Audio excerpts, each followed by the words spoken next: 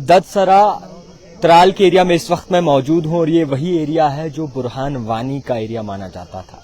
मैं आपको बताना चाहूंगा कि आज 10 साल बाद करीबन इंतखाबात हो रहे हैं और इस वक्त जो लेटेस्ट खबर आपको बताएंगे कि अभी तक टोटल वोटिंग परसेंटेज जो है वो 26.72% हो चुकी है। मैं आपको बताना चाहूंगा कि अनंतनाग डिस्ट्रिक्ट में देखें तो 25.55% यानी कि 25%, डोडा में 32%, किश्तवाड़ में 32%, कुलगाम में 25%, पुलवामा में 20%, रामबन में 31%, शोपियान में 25%।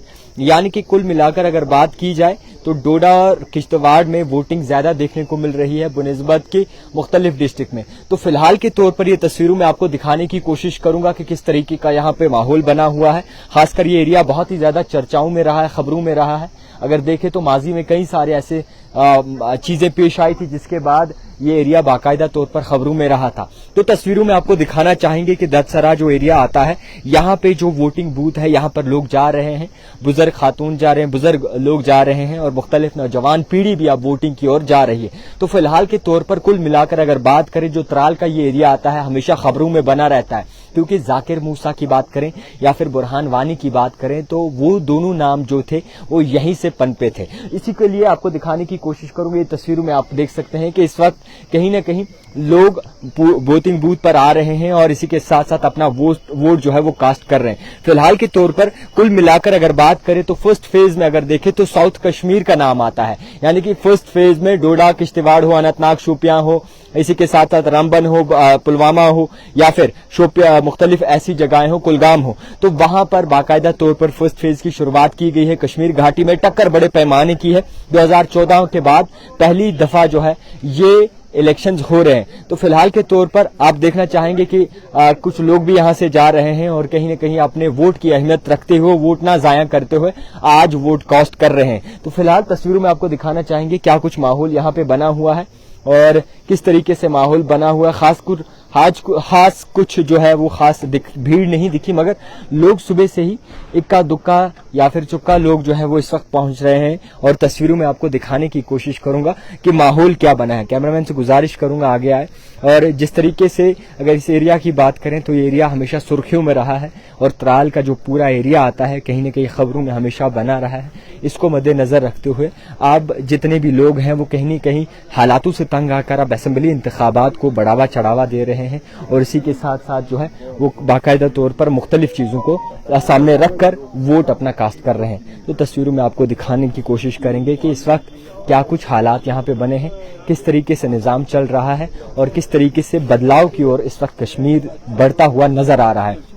कुल मिलाकर अगर बात करें तो कई सारे लोग हैं जिनका ये दावा है कि आज तक बहुत ही ज्यादा परेशानियां हुई हैं, आज तक बहुत ही ज्यादा मुसीबतें कश्मीर घाटी में देखने को मिली हैं। जब से नियम बदला है, जब से 2014 के बाद हालात हुए हैं, जितने भी सरकार थी, चाहे बीजेपी हो, पीडीपी हो, सबने जख्म दिए और उन्हीं जख्मों की भरपाई करने के लिए अब जो है कहीं न कहीं लोग घरों से निकल रहे हैं और अपना वोट जो है वो कास्ट कर रहे हैं। सिक्योरिटी के इकदाम जो है वो कड़ी सख्त रखे गए हैं, चाहे वो पुलिस की बात करें या फिर मुख्तलिफ सिक्योरिटीज की। तो फिलहाल के तौर पर क्या कुछ हिसाब है, तराल के कुछ हमारे साथ जुड़े हैं। सबसे पहले बहुत शुक्रिया वक्त देने के लिए। लाइव नाज़रीन आपको देख रहे हैं, क्या लगता है तराल में जो अब 10 साल बाद कश्मीर में घाटी में इलेक्शंस होने जा रहा है और तराल में खासकर जो लोग अपना वोट कास्ट करेंगे किसको देखकर करेंगे? तराल के लोग जुल्म के खिलाफ इस टाइम वोट डाल रहे हैं जी। वो एक मासूम आदमी को वोट डाल रहे हैं। जिस आदमी को अपनी पार्टी ने रिजेक्ट किया उसका मैंडेट लेके कांग्रेस को दिया है अलायंस में, तो मैं हूँ वो इंडिपेंडेंट कैंडिडेट। बिल्कुल मैंने लोगों से अपील की। आप किसके साथ थे पहले मैं एनसी के साथ। एनसी ने नहीं आपको मुझे नहीं दिया, हमारी सीट अलायंस को दी, कांग्रेस को दी। हाँ, तो मैंने लोगों में आके मैंने इनसे पूछा, बोलिए क्या करना है। इन्होंने बोला आपकी कुर्बानियां इतनी है, कैसे नेशनल कॉन्फ्रेंस ऐसा कर सकती है, हम ये जुल्म नहीं होने देंगे। कितने साल आप नेशनल कॉन्फ्रेंस के साथ वाबस्ता रहे? नेशनल कॉन्फ्रेंस तराल में लाई है मेरे फादर ने, उसके बाद मेरा बड़ा, उसके बाद नेशनल कॉन्फ्रेंस ने आपको परे रख दिया?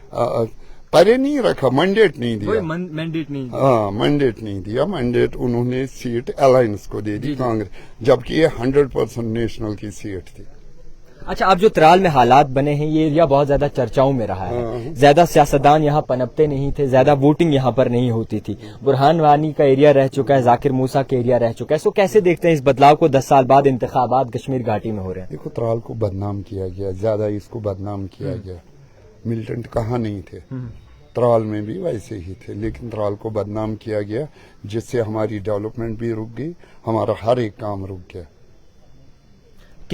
کن لوگوں نے بدنام کیا؟ کیا اب لگتا یہ ہے؟ تو مجھے نہیں پتا، یہ تو اس بار جنگ کیسی ہے، کیا دیکھتے ہیں؟ اس بار تو تھوڑا امن ہے، لوگ نکل رہے ہیں ووٹ دینے کے لیے، اس سے پتہ چلتا ہے کہ لوگوں میں ولولہ اور جذبہ ہے۔ کتنی چینج آئی ہے. تو کیا لگتا ہے اس بار کیا دیکھ کر لوگ ووٹ دیں گے، کیا چینج دیکھ کرنے کے لیے ووٹ دیں گے؟ پہلے وہ ظلم کے خلاف ووٹ دے رہے ہیں، سب سے پہلے ظلم کے خلاف، اس کے بعد ڈیولپمنٹ کے لیے اور جو ان امپلائمنٹ ہے اس کے لیے. خیر، بہت شکریہ وقت دینے کے لیے. تو آپ کو بتانا چاہوں گا کہ یہ ترال کی کچھ تصویریں آپ تک پہنچانے کی کوشش کی، فی الحال کے طور پر یہ رپورٹ آپ تک پہنچانے کی کوشش کی گراؤنڈ زیرو سے. دیکھتے رہیے the type writer Javed Khan کے ساتھ.